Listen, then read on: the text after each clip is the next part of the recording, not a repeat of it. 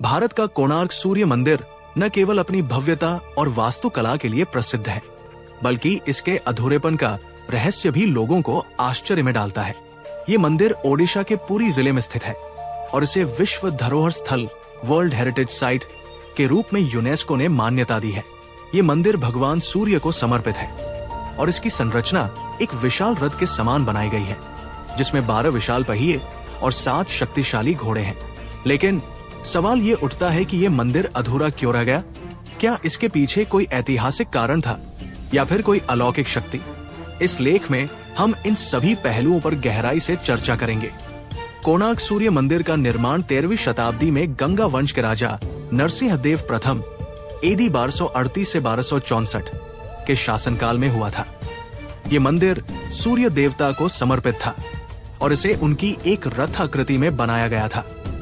विशाल रथ का रूप, पूरा मंदिर एक विशाल रथ की तरह डिजाइन किया गया था, जिसमें 12 पहिए थे जो 12 महीनों को दर्शाते हैं। घोड़ों की उपस्थिति, इसमें 7 घोड़े लगे थे जो सप्ताह के 7 दिनों का प्रतीक माने जाते हैं। शिल्पकला, मंदिर की दीवारों पर अत्यंत सुंदर मूर्तिकला उकेरी गई थी, जिसमें मानव, पशु पक्षी और देवताओं की मूर्तियां सम्मिलित थी।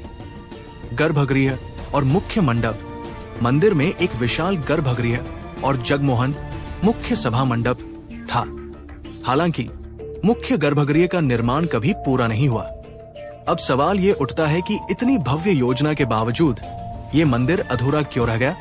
इस मंदिर के अधूरे रहने के पीछे कई संभावित कारण बताए जाते हैं। उनमें से कुछ ऐतिहासिक हैं, कुछ प्राकृतिक हैं और कुछ धार्मिक और दैवीय शक्तियों से जुड़े हुए हैं। आइए इन सभी संभावित कारणों को विस्तार से समझते हैं। निर्माण के दौरान तकनीकी समस्याएं। इतिहासकारों के अनुसार कोणार्क मंदिर की संरचना बहुत ही जटिल थी। मंदिर का निर्माण अत्यंत भारी पत्थरों से किया गया था और इन पत्थरों को ऊपर उठाने के लिए एक विशेष तकनीक की आवश्यकता थी। ऐसा माना जाता है कि निर्माण के दौरान कुछ तकनीकी दिक्कतें आई, जिससे ये पूर्ण रूप से बन नहीं पाया। मंदिर की ऊंचाई अत्यधिक थी, जिससे निर्माण के दौरान स्थिरता बनाए रखना मुश्किल हो गया। मुख्य गर्भगृह के ऊपर बना विशाल शिखर कलश अत्यधिक भारी था, जिससे मंदिर की नींव कमजोर हो गई। मंदिर को सूर्य की दिशा में बनाना था, जिससे उचित गणना में त्रुटि हो सकती थी। राजा नरसिंहदेव की मृत्यु।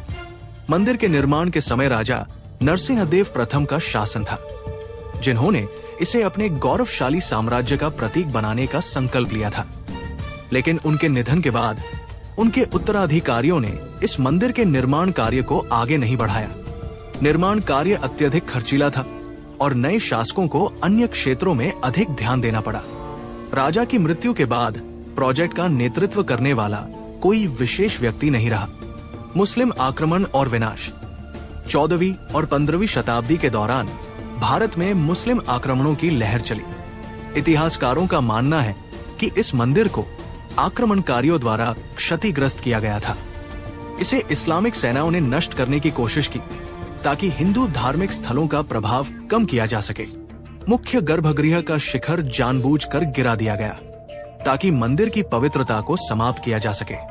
समुद्री जलस्तर और प्राकृतिक आपदाएं। कोणार्क मंदिर समुद्र के पास स्थित है, जिससे ये हमेशा प्राकृतिक आपदाओं के प्रभाव में रहता था। समुद्री जलस्तर बढ़ने से मंदिर की नींव कमजोर हो गई। समय समय पर आए चक्रवातों और भूकंपों ने भी मंदिर की संरचना को क्षतिग्रस्त किया। चुंबकीय पत्थर का रहस्य। ऐसा कहा जाता है कि मंदिर के गर्भगृह में एक विशाल चुंबकीय पत्थर मैग्नेट स्टोन लगाया गया था। ये चुंबक मंदिर के मुख्य शिखर पर स्थित था, जिससे मंदिर के सभी पत्थर संतुलित थे। कुछ नाविकों का दावा था कि ये चुंबक उनके जहाजों के नेविगेशन सिस्टम को प्रभावित करता था।